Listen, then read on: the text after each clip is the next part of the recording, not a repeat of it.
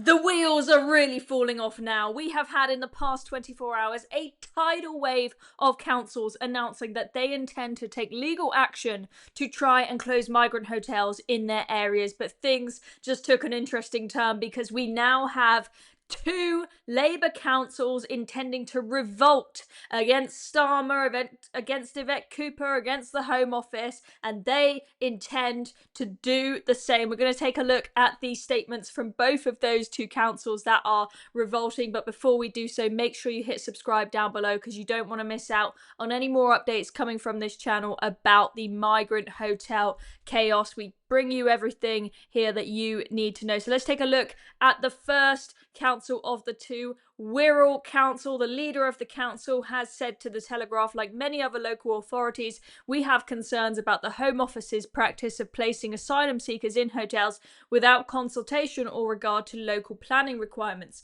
We are actively considering all options available to us to ensure that any use of hotels or other premises in Wirral is lawful and does not ride roughshod, I haven't seen that word before, over the planning regulations or the wishes of our communities. Wirral has always been proud of its record in supporting families and those fleeing conflict, but it is unacceptable for the government to impose unsuitable short-term arrangements that disrupt communities and bypass local decision-making. If necessary, we will not hesitate to challenge such decisions in order to protect both residents and those seeking refuge. That is a Labour council completely defying the party. Keir Starmer has lost control. He can't get his ducks in line and obeying him. And we've got another Labour council, Tamworth, as well. They are not having it. They're not having these hotels full of migrants put up by the Home Office in their community. The leader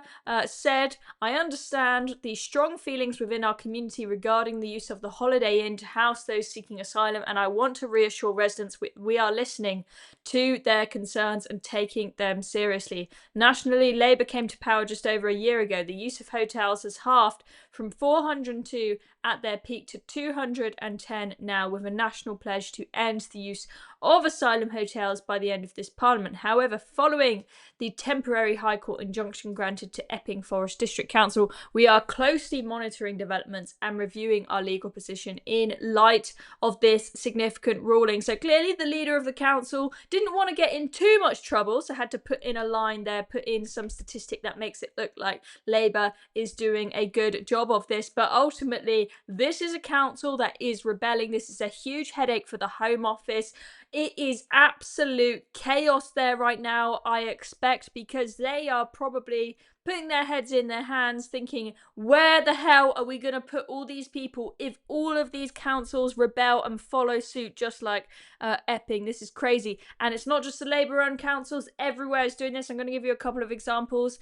Tory-run Hillingdon Council says, our head of legal will be reviewing the interim judgment. We need to understand fully why the Epping case has succeeded where others previously failed before we can determine if those differentiating circumstances also apply to Hillingdon. Another Tory-run council, they're at it as well. Everyone's at it. This is crazy, guys. The domino effect. We're only about 24 hours after the decision about Epping, and everyone's jumping on this bandwagon. I won't call it a far right bandwagon, as Keir Starmer might. This is a common sense bandwagon, if you ask me. Reigate and Banstead Council, they say we are aware of the decision in Epping and are closely monitoring developments at this time. Reform councils also dipping their toe in the water here.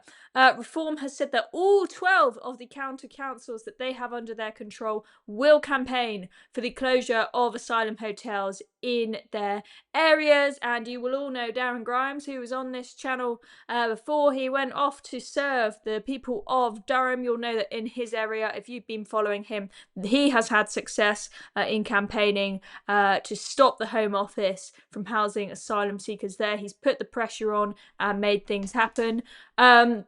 Let's take a look at the rest of this. Leicestershire Council, which has been run by Reform since May, noted that the injunction in the Epping case had been on planning grounds. But there is a little bit of a spanner in the works, folks.